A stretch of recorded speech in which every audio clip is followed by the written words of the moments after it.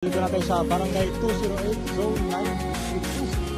At ito lang yung napunta natin kahapon at ito na sa ngayon, giniba na.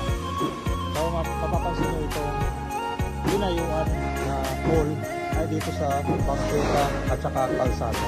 Ito yung malupit, no? At saka ang matindi pala nito, binigyan na pala ito ng notice. At itong makita nyo, bagong gawa pa to siya. Ginawa pa ng extension. Tingnan mo naman yung kalsada. Tama ito kasi kabayan, kulang-kulang ito sa permit. Dapat pa talaga may abiso ito, no? Para malaman din ng Manila City Hall. Ito, bagong gawa lang yan, no? Bagong gawa, wasak na. Nasayang na yung pera dito. Malaki din yung gastos ito. Tingnan mo yung looban nyo. Para sa multi-purpose. Oh, wala na. Ito, may mga estudyante pa daw dyan kanina. Ano sila mag-aaral dito? Walang aircon, mainit, oh. Diba?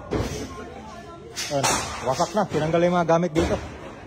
Ito, kalsada yan dito, oh. Meron pang basketball ring, oh. Grabe to, oh. Ginawa pa ng basketballan. Ito, may second floor po, oh. Palaki ng palaki ito, ah.